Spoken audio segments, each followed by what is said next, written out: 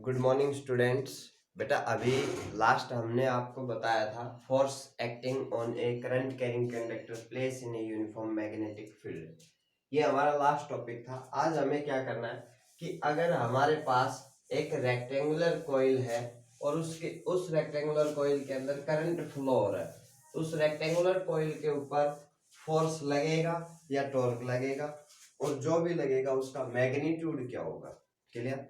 तो अभी नेक्स्ट हमारा टॉपिक है टॉर्क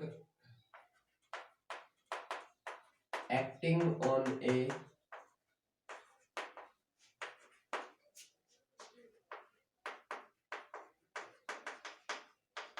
करंट कैरिंग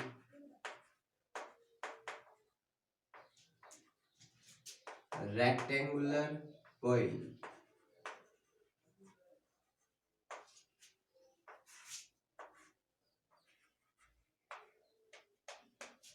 हमारे पास कोई भी एक रेक्टेंगुलर कॉइल है और उस रेक्टेंगुलर कॉइल पर करंट फ्लो हो रहा है, और उस रेक्टेंगुलर कॉइल को हमने एक मैग्नेटिक फील्ड में रखा हुआ है। Torque acting on A current carrying rectangular coil placed in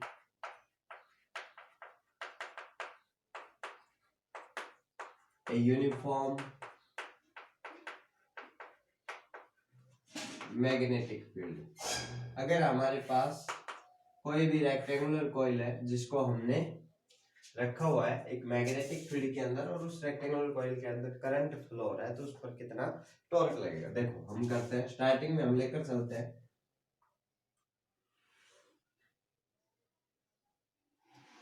कि ये हमारे पास रेक्टेंगुलर कॉइल है,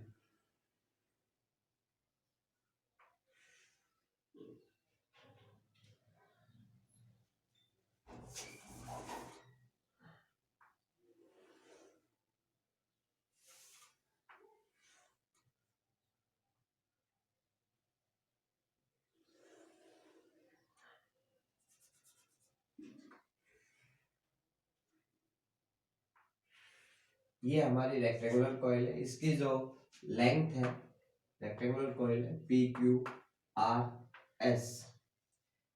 जो हमारी लेंथ है वो है P Q which is equals to R S which is equals to small L, और जो ब्रेथ है या जो विड्थ है इसकी वो है हमारे पास P S and R R Q which is equals to small B.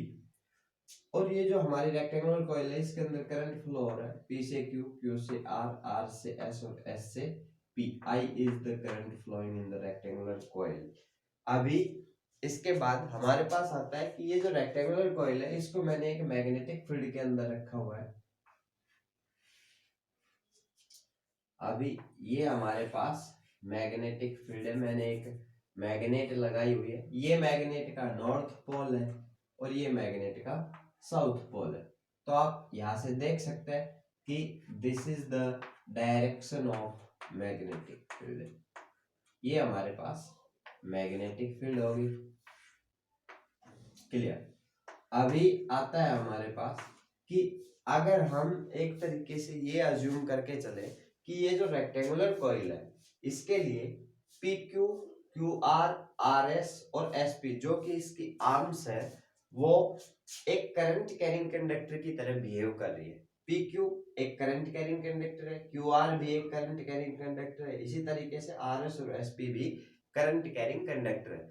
अब जब कोई करंट कैरिंग कंडक्टर किसी मैग्नेटिक फील्ड के अंदर रखा जाएगा तो उसके ऊपर फोर्स लगेगा। ये इससे पहले हम टॉपिक कर चुके हैं। और वो जो फोर्स लगता था उसके लिए हमारा फॉर्मूला था कि F is equals to B I L, अगर कंडक्टर की लेंथ L है तो, और sine theta, where theta is the angle between current and magnetic field.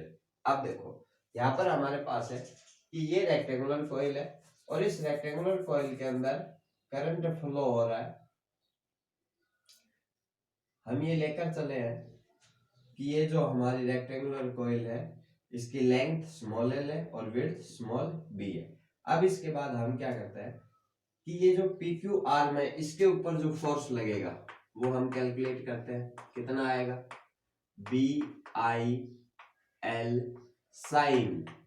अब देखो थीटा, थीटा एंगल है किस किस के बीच, थीटा इज एंगल बिटवीन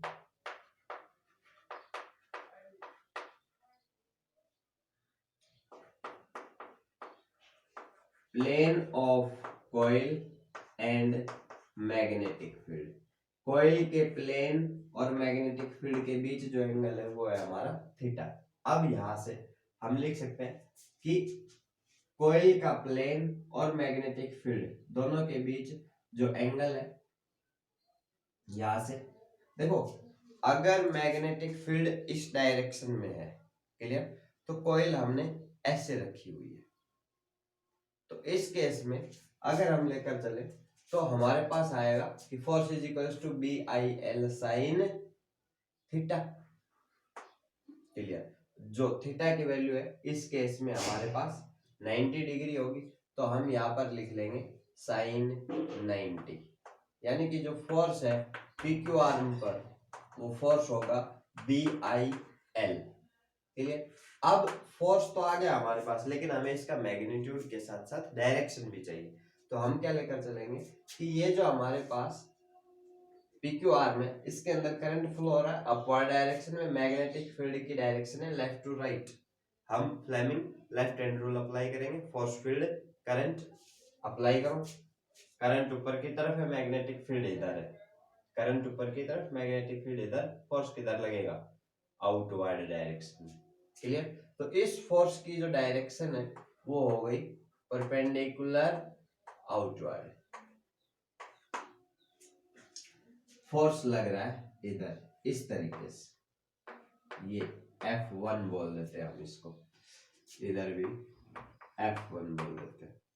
अभी दूसरा फोर्स आता है हमारे पास जो हमारी आर्म है RS, RS आर्म के ऊपर जो फोर्स लगेगा वो होगा again B I L sine theta. यहाँ भी थीटा कितना है 90, यानी कि जो F2 है वो हमारा क्या आ जाएगा B I L which is equal to F1। और इस फोर्स की आप डायरेक्शन कैलकुलेट करें तो करंट डाउनवर्ड डायरेक्शन में है, magnetic field left to right है। Again Fleming left hand rule हमने अप्लाई किया, करंट नीचे की तरफ, मैग्नेटिक फील्ड इस डायरेक्शन में, तो जो फोर्स लग रहा है वो इनवर्ड डायरेक्शन में लग रहा है। तो ये जो फोर्स है हमारे पास इसकी जो डायरेक्शन है वो है परपेंडिकुलरली इनवर्ड। अब इसके बाद हमारे पास फोर्स आता है। अब यहाँ से आप एक चीज और नोट कर सकते हो कि ये जो फोर्स लग रहे हैं F1 और F2 ये दोनों इक्वल है, अपोजिट भी है एक दूसरे के और पैरेलल भी है। क्लियर, दूसरा हमारे पास आता है कि F3 force on arm QR। अब जो हमारी QR आर्म है इसके ऊपर जो फोर्स लगेगा वो क्या होगा बी आई। अभी QR आर्म की जो लेंथ है वो हमारे पास स्मॉल बी है, तो हम लिखेंगे बी आई बी साइन। अभी यहाँ पर कॉइल के प्लेन और मैग्नेटिक फील्ड के बीच जो एंगल है इस केस में हमारे पास क्या होगा 180 माइनस थीटा। क्लियर, तो यहां से हम इसको क्या लिख लेंगे साइन 180 माइनस थीटा। अब ये जो फोर्स हमारे पास लग रहा है इसकी जो डायरेक्शन है वो किधर होगी, कि करंट की डायरेक्शन ये है और मैग्नेटिक फील्ड की डायरेक्शन ये है, तो जो फोर्स लगेगा वो अपवर्ड डायरेक्शन में लगेगा, यानी कि जो F3 फोर्स है वो ऊपर की तरफ लगेगा। सिमिलरली जब आप कैलकुलेट करेंगे F4 फोर्स जो कि SP आर्म के ऊपर एक्ट होगा उसकी वैल्यू भी आएगी हमारे पास B I B sine 180 minus theta. और यहाँ से आप फाइंड आउट कर पाएंगे कि ये जो फोर्स था ये हमारे पास था परपेंडिकुलरली अपवर्ड, ये फोर्स है परपेंडिकुलरली डाउनवर्ड। अब यहां से ये जो दोनों फोर्स है ये एक दूसरे के इक्वल और अपोजिट है। F3 और F4 फोर्स दोनों एक दूसरे के इक्वल भी है, देख सकते हैं आप यहाँ से क्लियर। लेकिन एक दूसरे के बिल्कुल अपोजिट भी है, तो ये दोनों क्या होंगे, कैंसिल हो जाएंगे।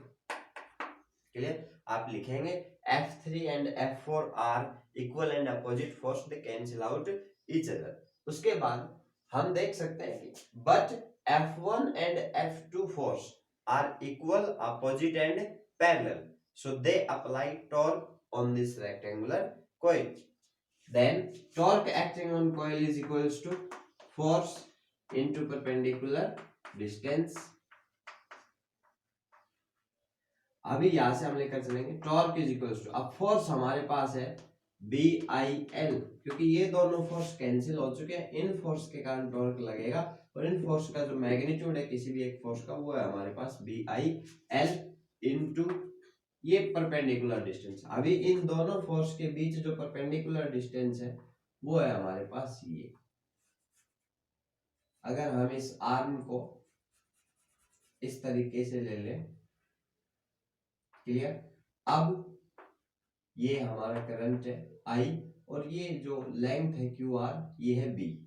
अभी ये जो डिस्टेंस होगी, इस पॉइंट को अगर मैं नाम दे दूं T, तो ये जो हमारे पास डिस्टेंस होगी TR is the perpendicular distance between these two forces। और ये जो एंगल है हमारे पास, अगर हम बात करें यहां से कि ये हमारे पास करंट की डायरेक्शन हो गई, तो ये जो एंगल होगा हमारे पास, ये एंगल, ये हमारे पास होगा थीटा। अब यहां से हम फाइंड आउट कर सकते हैं कि क्या हो जाएगा, BIL TR। अब TR की हम वैल्यू निकालते हैं, BIL इंटू, अभी अगर हम इस ट्रायंगल के अंदर ट्रिग्नोमेट्रिक रेशियो अप्लाई करें तो हमारे पास क्या होगा, TR is equals to B cos theta. Clear, आ जाएगा।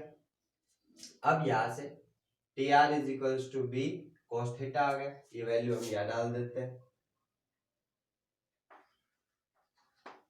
तो यहां से हमारे पास L इंटू बी क्या हो जाएगा, एरिया। तो यहां से हम लिख सकते हैं कि B इंटू आई इंटू ए into cos theta.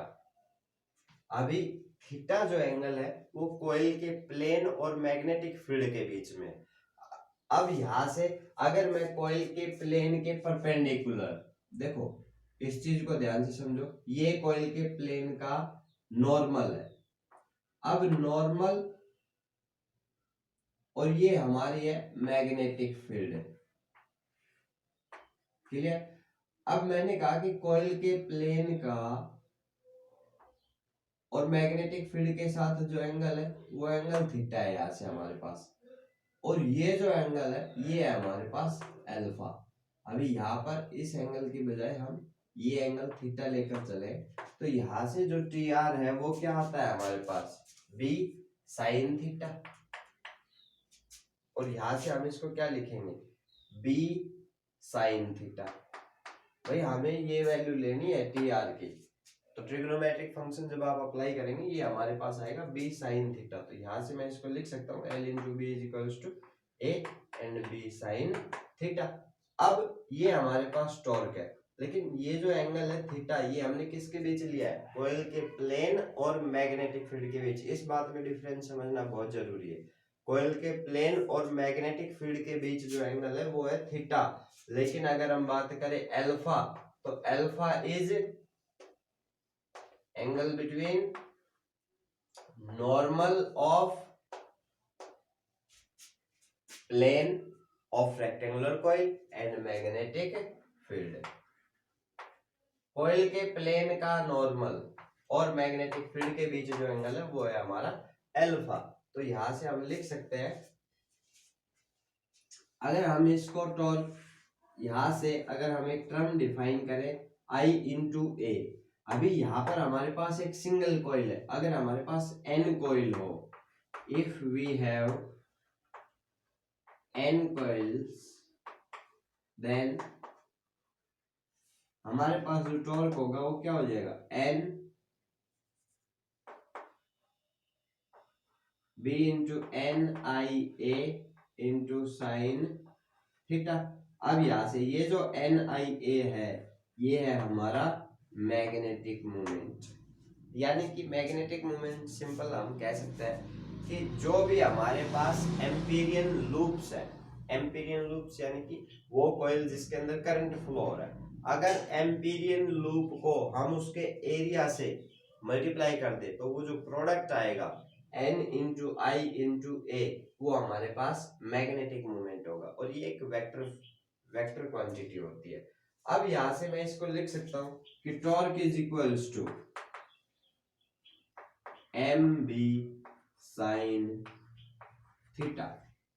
M B sine theta लिखा, यानी कि अब मैं इसको क्रॉस जो टॉर्क है वो एक वेक्टर क्वांटिटी है, तो हम इसको किस फॉर्म में लिख सकते हैं, वेक्टर की फॉर्म में। Then torque is equals to M cross B. Clear? तो ये था हमारा एक्सप्रेशन किसके लिए, torque acting on a rectangular coil place in a uniform magnetic field.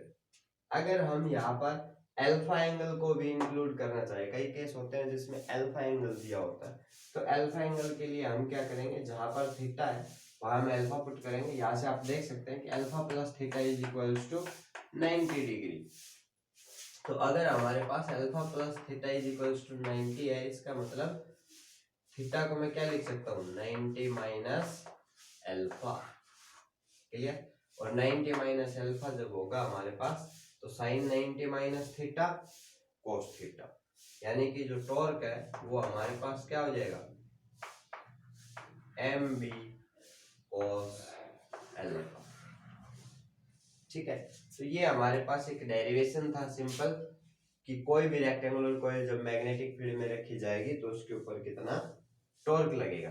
अभी इसके जस्ट बाद हम एक न्यूमेरिकल करते हैं। अगर हमारे पास एक रेक्टेंगुलर कॉइल है जिसका हमें एरिया दिया हुआ है, जैसे कि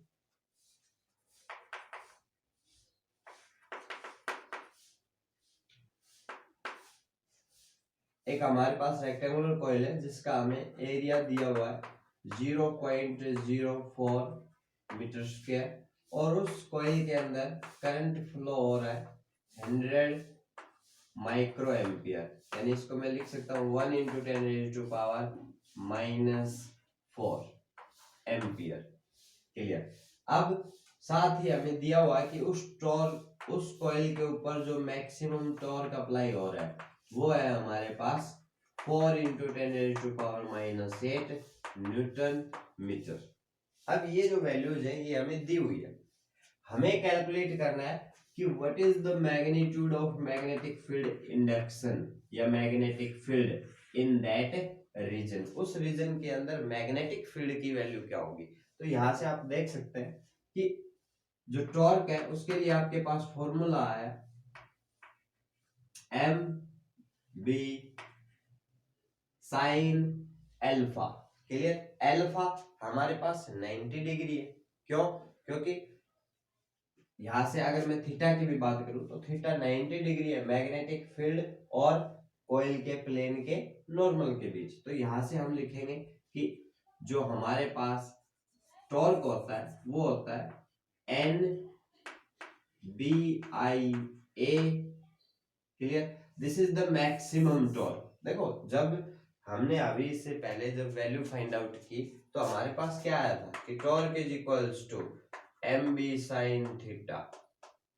क्लियर? और अगर थीटा ही 90 डिग्री हो, क्योंकि मैक्सिमम टॉर्क कब होगा, जब थीटा 90 डिग्री होगा, इसका मतलब टॉर्क क्या हो गया हमारे पास m इंटू बी। अब m की वैल्यू क्या है, n इंटू आई इंटू ए और इंटू बी। अब ये मैक्सिमम टॉर्क है, ये हमने यहाँ पर लिखा।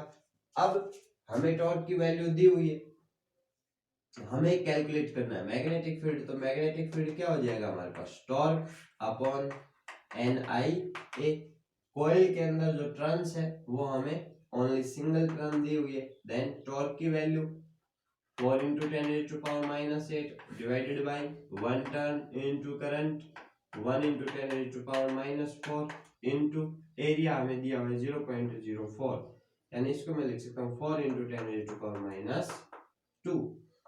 अभी सभी वैल्यूज को हम ऊपर लेकर चलते हैं। नीचे जो क्वांटिटीज आप देख सकते हैं 4 और 2 नेगेटिव है, 6 है नेगेटिव, ऊपर जाएगा 6 पॉजिटिव हो जाएगा, यानी कि ऊपर क्या बचेगा 4 इंटू 10⁻² डिवाइडेड बाई 4, 4 से 4 कैंसिल, यानी कि हमारे पास आएगा 10⁻², यानी कि 1/100। क्या मैग्नेटिक फील्ड है, तो मैग्नेटिक फील्ड की यूनिट आप टेस्ला भी लिख सकते हैं और साथ ही क्या लिख सकते हैं, वेबर पर मीटर स्क्वायर। क्लियर? तो ये हमारे पास एक छोटा सा न्यूमेरिकल था। अभी इसके बाद कल हम आपको मूविंग कॉइल, गैल्वेनोमीटर और उसका जो कन्वर्जन है एमीटर और वोल्टमीटर में, उसके बारे में स्टडी करेंगे। Thank you, keep study.